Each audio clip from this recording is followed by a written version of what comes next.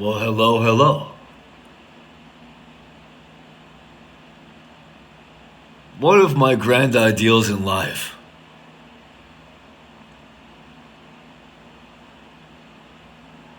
is to perform a study,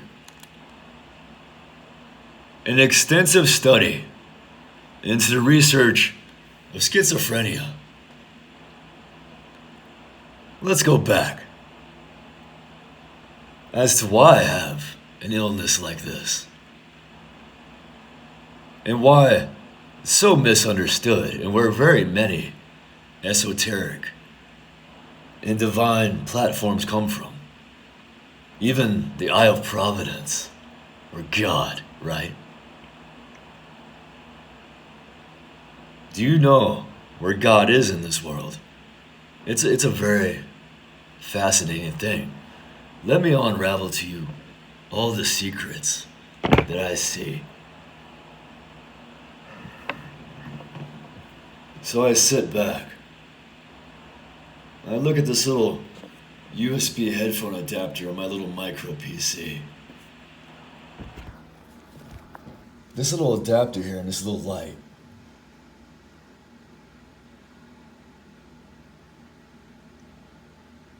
I see a little person in there with a hood. What's fascinating about these little beings is they've been training me for many, many years now. I've been up about 35 hours now using sleep deprivation.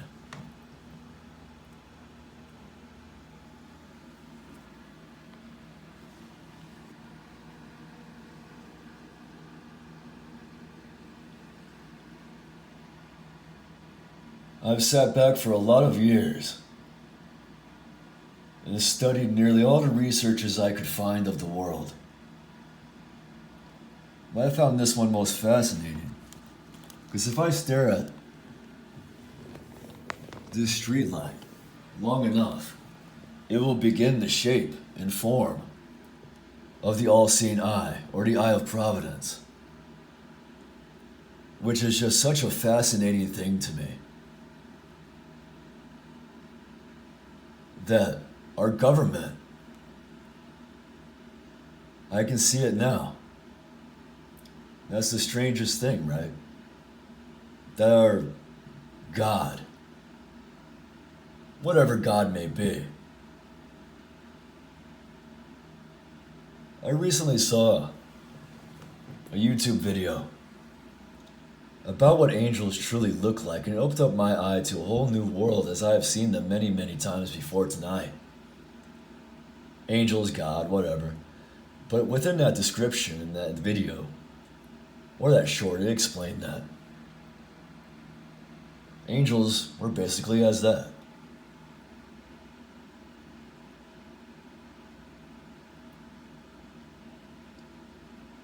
Our world is covered.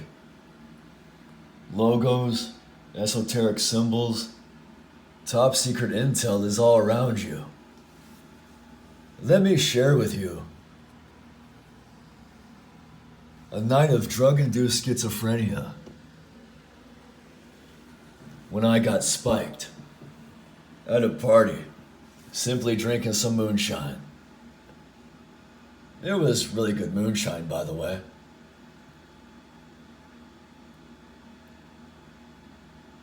Let's just skip about 16 hours into all of this. See, I used to be a cyber goth, totally into it. And cyber goth truly isn't too far from cyberpunk in a sort of way. You know, it's the music. It's very cybery, right? But anyway. I was wearing my mask. I love those masks, those fucking cyberpunk masks, but the real ones. They actually stem from cybergoth. The mask, that's where they stem from. But after many hours of tripping, I laid back with my mask on, pissed off.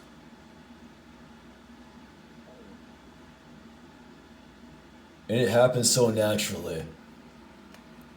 I was listening to Slipknot's Iowa. And when I did lay back, my hair and my mask created a perfect delta, as I like to call them, or triangle, upon my right eye.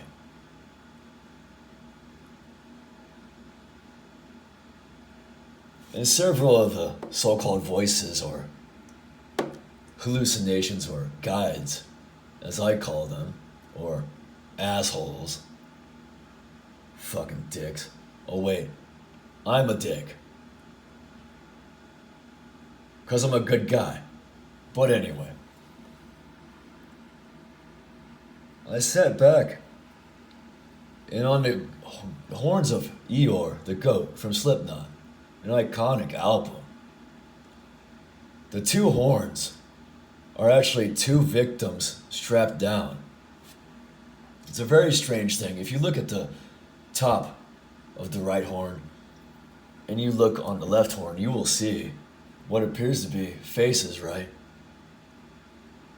But with that delta upon my eye, let's go back to what the voices said. That after tonight, you are going to experience changes that will happen very significantly and very rapidly.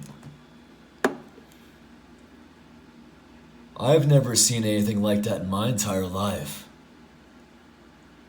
except with the delta upon my eye. I love how top secret intel is hidden all around us. If you go on YouTube and go check out Iowa. Anyway, maybe I have a wrathful spirit in me, right? That's why I find it funny. You really want to know what Iowa is really about? Read in the comments section about how people speak of the album cover and the shiny cover especially. These are the things that the music industry, I'd even include myself in the music industry just because of my love of music, don't tell you. I truly believe that many of the musicians that we see are somehow clandestine. Because when you really listen to music, you find a central theme and key words and code words, right? And they all seem to speak of a very specific thing. I know we're probably going off trails here or whatever, but is that really schizophrenia? Or is that a heightened awareness? Is there a point when somebody's survival is pressed to the point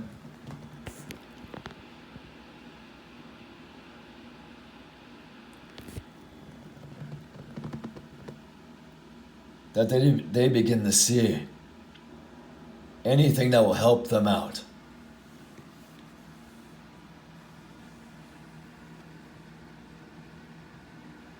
Or is it really there? That's the strange question about all of this. You know, a lot of people claim them to be demons and stuff like that for many years. But we found that to be quite untrue.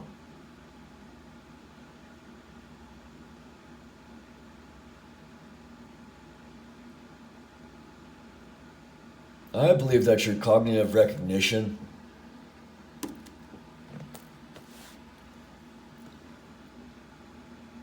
is definitely not based on what you want to see, but instead what you have to see. If you really just walk around our world, you'll notice that there are perfect places to stand and blend in. There's these little gaps in our environment that somehow we seem to really skip over. But if we really start to look, even at the simple things like our wooden tables and walls and dirt stains and things like that, pareidolia, I have totally screwed that up, pareidolia, you'll find that they are there. See, I have no idea yet as to why your eyesight improves in that fashion, but oddly enough, people have been seeing the same exact thing throughout all the years. You know, there's quite a stigma about mental health. Because,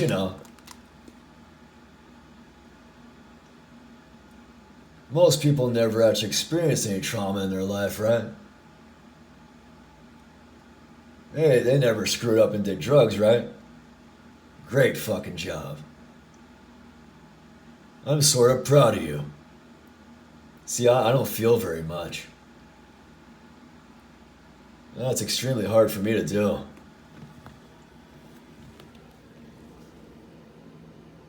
So I've grown up with so much logic over the years. And I can tell instantly if you're on bullshit.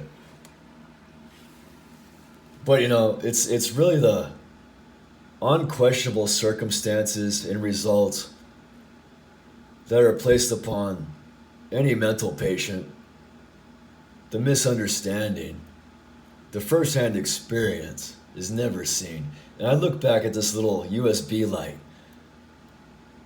and I see this little being. How about I go look at another light? I love how some people just say, hey man, you're tripping. Am I tripping? Because for about the last 7 years, oddly enough, I've been seeing the exact same freaking things appear over and over, right? Let's really think about this. That's why I want to just kind of provide to the world, and just maybe 2 or 3 people, a real look in depth into all of this, without all the dysfunctionality and the nonsense that comes with being a freaking mental patient or whatever.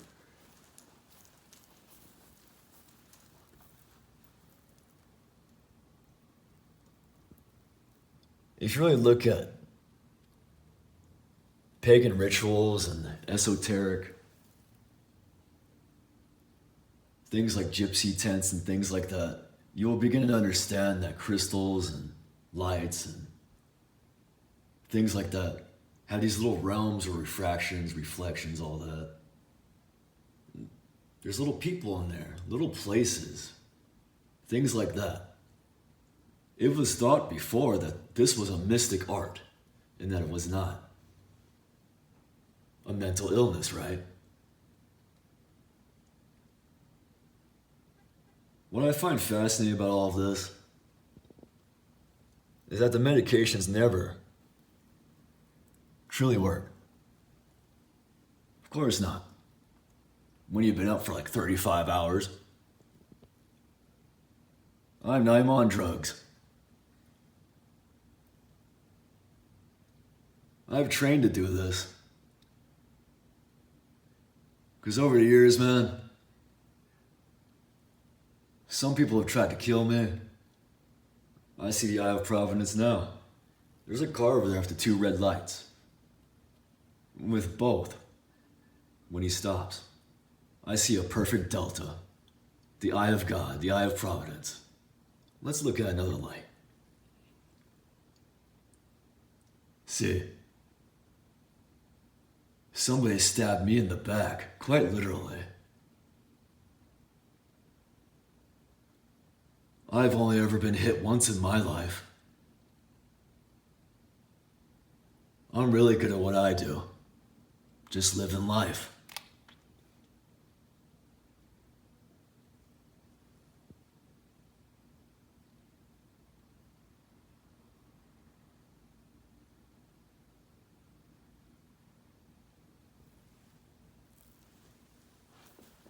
And that's the problem with a lot of this. People don't understand it. Then you got people that will freak out because you're being mean to them. See, I'm not like that.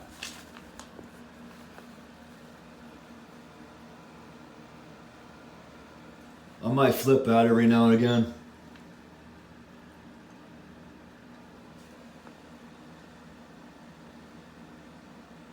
About every 4 years. You know, today I punched a dumpster. Just because I love when my knuckles hurt. I double fisted it, man. I loved it. That's how I stoke my rage. You know, nobody has to care about what you do, or you don't have to care about how you act. You really just gotta do what you gotta do.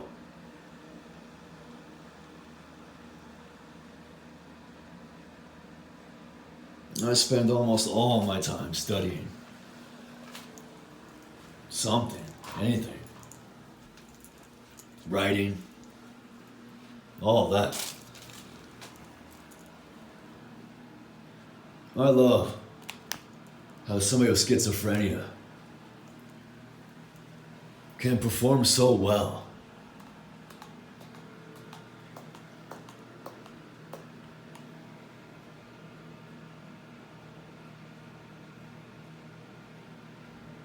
Because over the years, I've seen so much stigma about bullshit.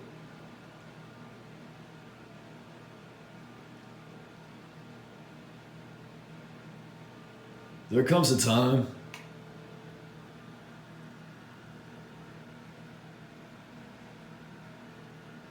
I'm just looking at this little light. Look around the room, see what I can really see. Shadows, whatnot. See what symbol I can spot out in this room. Because I guarantee, for a fact, 110,000%, I will find one in the next 5 minutes. I'm not really meditative right now because I'm speaking on the phone.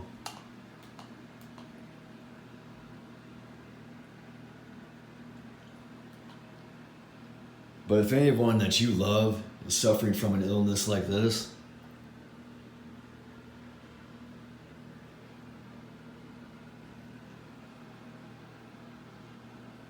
you really should take care of them and make them understand. It's simply a thing that has to be in their lives. That they don't have to be dysfunctional. They don't have to be rude and mean and angry and hurt people or hurt themselves, right? Right.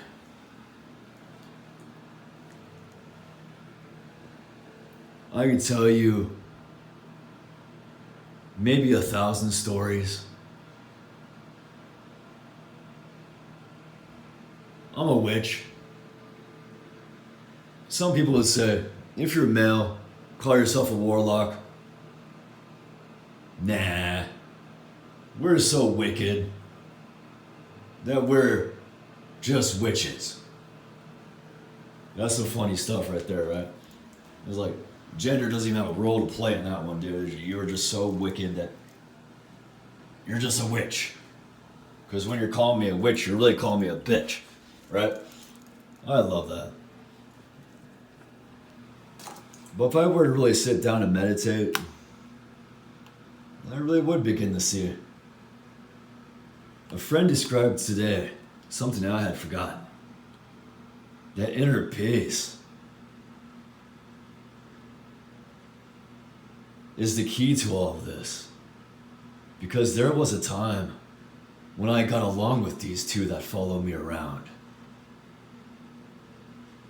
They've been haunting me and tormenting me for years.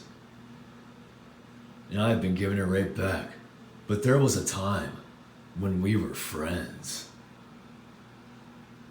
And this is how I'll end this video.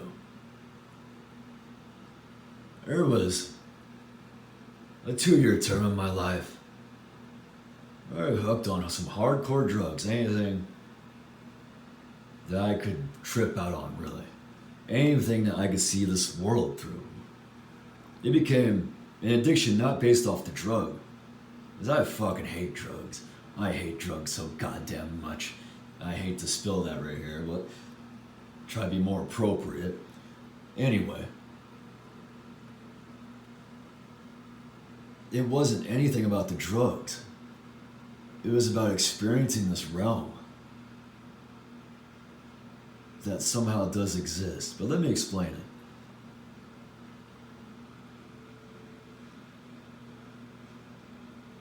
One day, I was walking around, tripping out on some research chemical or some crazy, crazy stuff. And it was a hot, hot day. I walked into these woods, this little grove. I used to sew things all over my sweater, symbols and stuff. I had one of the best sweaters you could ever get. Anyway, we'll get to that.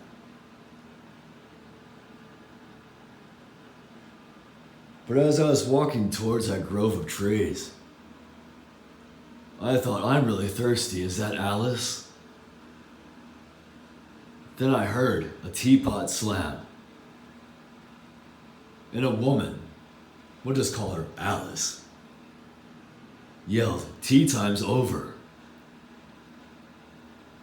Then I heard a donkey, and their eon, of course, our cliche donkey, and a cat, which in the back of my mind, I recognized as a chimera. And I remember something saying, that's chimera type shit. And as I walked into this odd grotto, here we go. See, even I can be charmed to have some fun. But anyway, as I walked in there was this triangle. And something just drove me to it.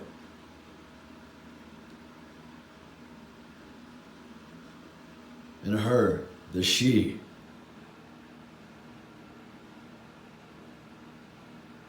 she told me not to step into that triangle, right? I stepped right in it, and I sat right down. And something told me there's something it was half a second maybe. There's something supernatural to your left. And before I knew it, entire fucking tree snapped in half.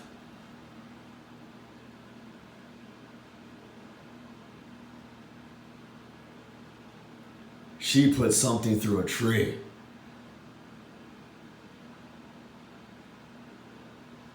And when I looked up, I saw a spider that was weaving and looming to drop down on me. But this spider was different. It was just a single green orb of sorts. What do you call those spiders that are most deadly in the world? It was like that, but it was green. And it was speaking to me. And right now I cannot remember exactly what it said. But after this experience, my left hand gained a lot more tactical ability. I have no idea why. There was something to all of that.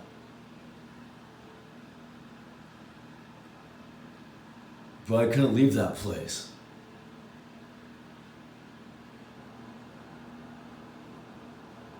I remember looking up in a tree, and something told me, you have exactly 1 hour to leave this place. See, I look at this light right now, and the little being just bowed his head and shook his head back and forth. Like I shouldn't be telling you any of this. And then whatever was on that tree, that little demon or whatever, because it certainly looked like one. I tried my best not to step on any sticks. And as I was leaving, the two that always follow me around, they were giving me degrees as to where I should step. 45 for instance, 70, all that. But I was so shaken up by all this weird telepathy and stuff like that, and all these whatever beings or hallucinations. You know, you've never seen a grown man get so scared of a spider. Well, I can't say I was grown. I was freaking, let's just say 25. That's a close shoot. You have never seen a grown man so scared of a spider. I got back and I got ready to actually fight. A real fight. A tactical fight. But at that time, I was still young. I'm still pretty young. Let's say we make it to 60. 30 plus 30. 30 is a lot of years.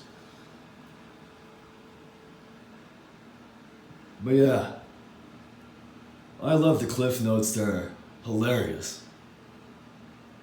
But as I was leaving, I saw a freaking tank or something.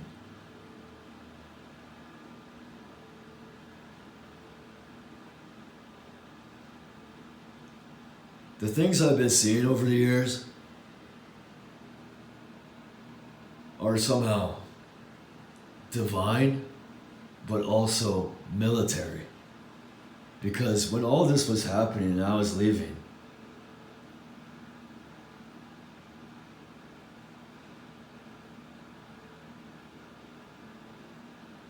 I heard someone say, "This is Cicada 3301. You can never have the balls to work in our line of work."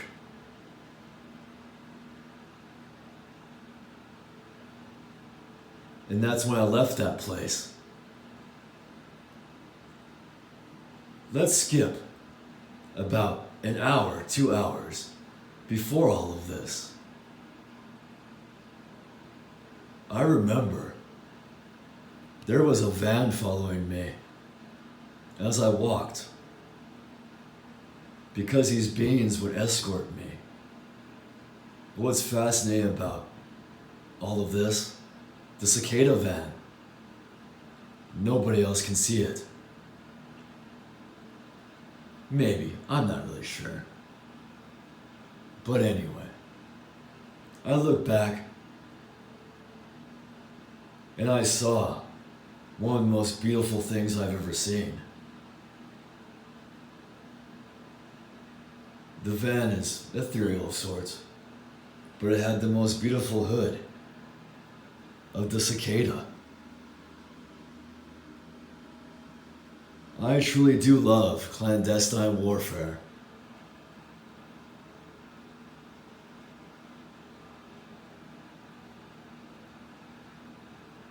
It's a very strange thing, an oddity, and a very, very unfamiliar